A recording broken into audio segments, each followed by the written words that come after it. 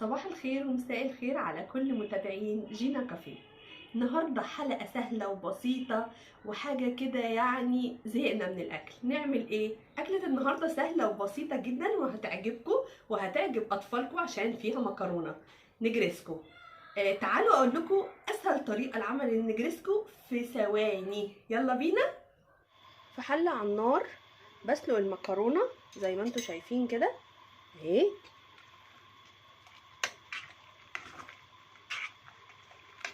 واسيبها تتسلق ولغاية لما تتسلق انا هبتدي اعمل البشاميل. في حلة تانية جنبها هحط معلقتين سمنة،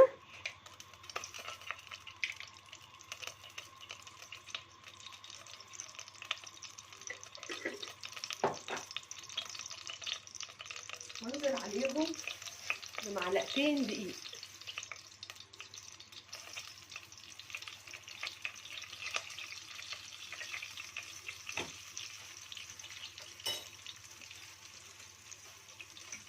نقلب بسرعة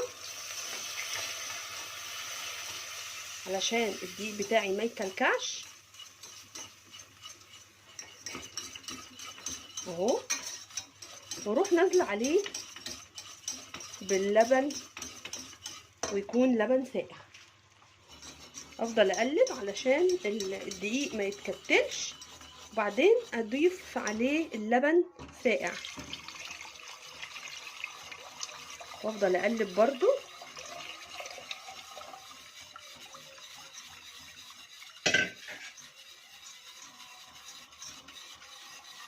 لغايه لما القوام يتقل. هضيف شويه ملح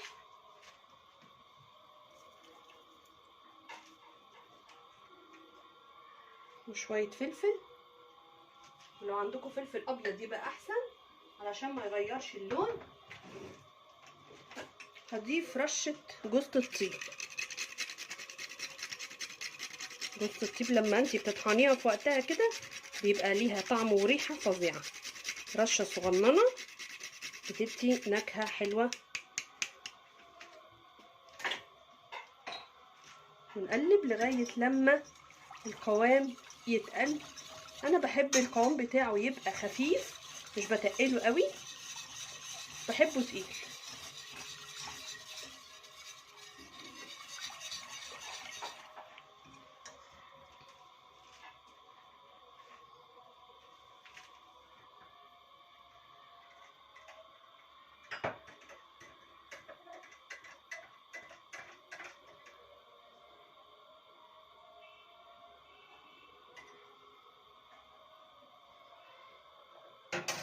كمان بضيف كوبايه شوربه وعليها 1 مرقه خضار.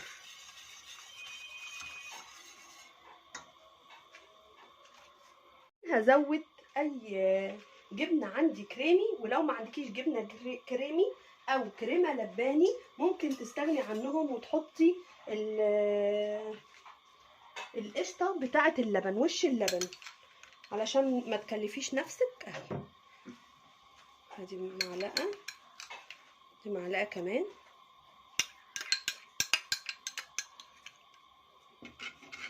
بيديها طعم وقوام حلو قوي. نفضل برضو نقلب لغايه لما تدينا السمك اللي احنا عايزينه.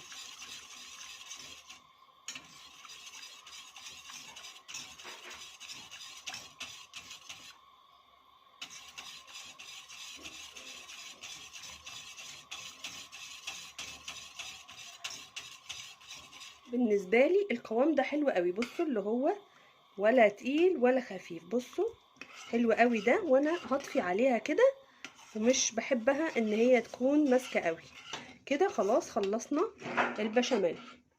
طاسه على النار هنحط معلقتين زيت كده ومعلقه سمنه،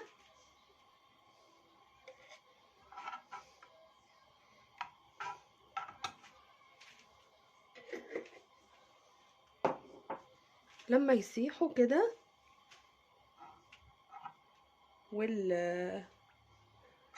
والزيت والسمنه يقدحوا، لازم يكونوا سخنين قوي.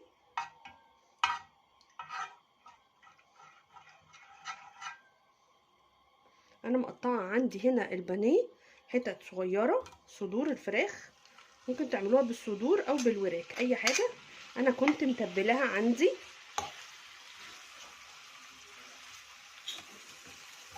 تقلب تاخد صدمه كده وتغير لونها من كل الاتجاهات.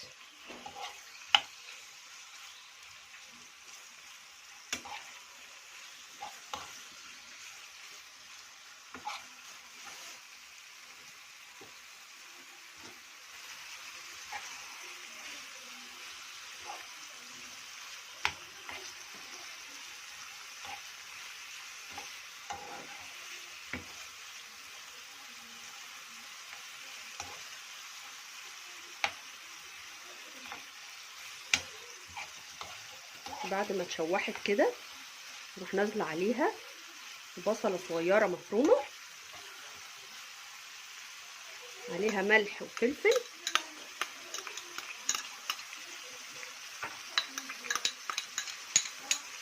كده، واقلب. اكون محضره فلفل اخضر هنزل عليها برضو اهو، انزل بفلفل اخضر واقطعاه حلقات. واخر حاجه احطها زيتون برضو حلقات. نقلب كل ده ويبقى كده الخلطه جاهزه عندنا. يلا نحطها في النص،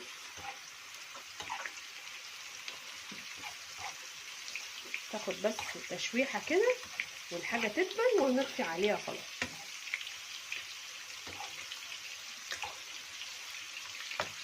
حطينا كده الكميه بتاعه المكرونه عندنا، وهنزل عليها بحبه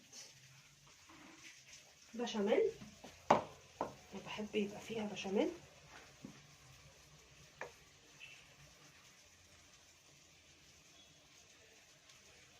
واقلبه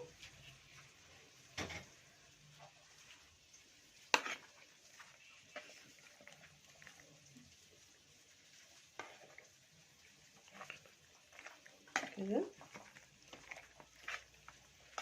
بعد ما اقلب البشاميل كده هروح نازله بالخلطه اللي انا عملتها عليها كلها برضو. نقلب كله. في ناس بتعملها نص ونص، بس انا بحبها كلها على بعضها.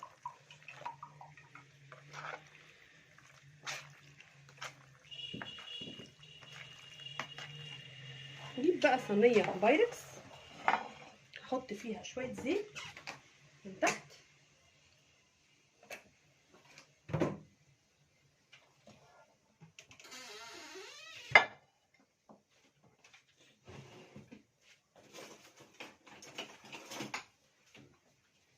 ادهنها كده.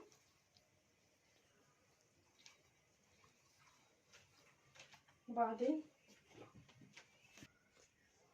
احط كده في الصينيه بشاميل،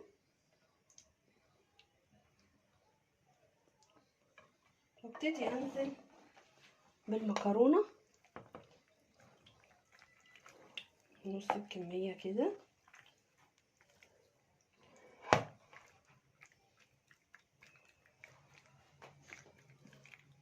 واروح مدياها رشه موزاريلا.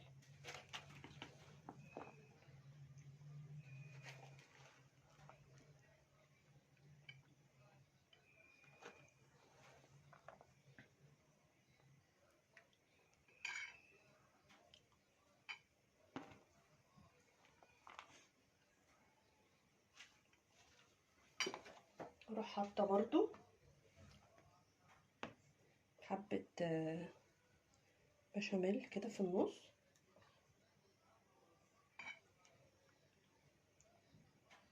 واروح نازله برضو بقيه الكميه كلها. خلص كل الكميه كده واضحه قدامكم. واديها بقى رشه موزاريلا تانية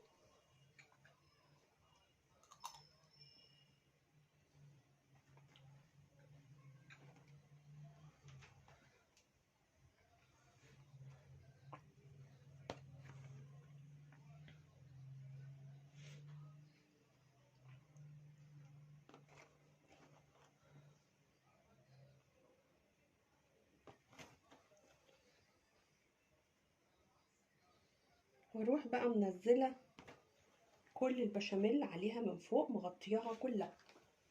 انزل بقى بكل البشاميل كده.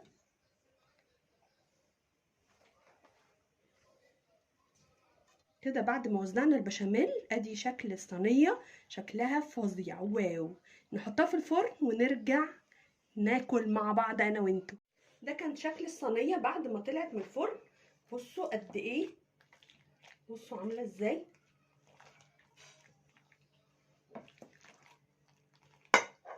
بصوا بقى الشكل عامل ازاي وهي بتطلع، عشان سخنه قوي. بصوا بالهنا والشفا. ادوقها بقى واقول لكم احلى طعم نجرسكو ممكن تعمليه في البيت، خطيره تحفه. بالهنا والشفا. عملنا النهارده احلى مكرونه نجرسكو باسهل طريقه. يا ريت لما تنفذوها تقولوا لي في الكومنتات رايكم لما تعملوها على طريقتي، ويا ريت كمان اللي عنده اضافه يقول لي، عشان انا اكيد بتعلم منكم. كل ما هنعيش كل ما بنتعلم اكتر واكتر. بستمتع جدا بتعليقاتكم. لو عجبكم الفيديو دوسوا لايك وشير وفعلوا زر الجرس عشان يوصل لكم مننا كل جديد. باي باي.